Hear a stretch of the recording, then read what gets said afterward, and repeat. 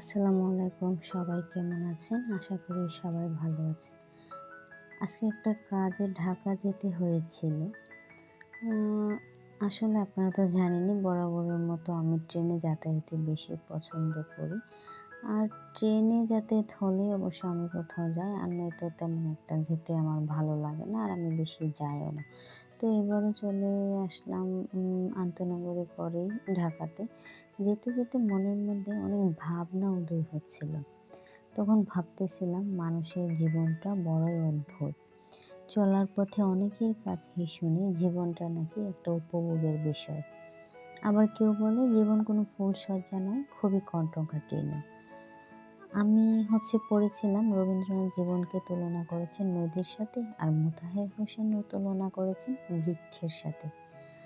আসলে আমার এই ক্ষুদ্র জীবনটার কাটানোর সময়গুলোতে আজও বুঝতে পারলাম না জীবনটা আসলে কি। চলার পথের মানুষগুলো কেমন জানি, তাদের আচরণ বড়ই অদ্ভুত। কেউ মিথ্যাকে এমনভাবে সাজায় যেন তার চেয়ে সত্যবাদী আর কেউ নেই। আর কেউ সত্যটাকে বলতে গেলেও সত্য চাপা পড়ে মিথ্যার নিচে। আসলে জীবনটা কি? আপনাদের কি মনে হয়? কমেন্টস করে জানাতে ভুলবেন না কিন্তু। আসলে রবীন্দ্রনাথ একটা কথা বলেছিলেন, মানুষকে অবিশ্বাস করা পাপ। আমি অবশ্য তার বিপক্ষে না, কারণ আর যাই হোক, অবিশ্বাস নিয়ে জীবন কাটানো বুকে দম আটকে থাকার মতোই। কিন্তু এই সময়টাতে কাকে বিশ্বাস করা যায় বলেন?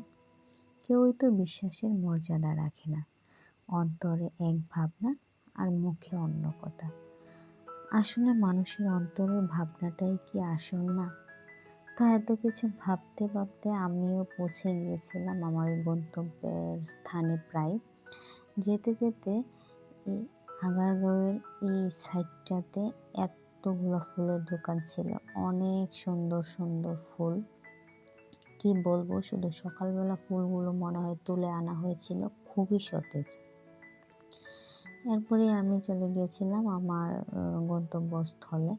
তো কাজ শেষে আবার ব্যাক করতেছিলাম। ব্যাক করার পথে ভাবলাম জ্যামের মধ্যে আর এভাবে যাব না, যেহেতু আগারগাঁও মেট্রো স্টেশন আছে, তো মেট্রোতে চলবো।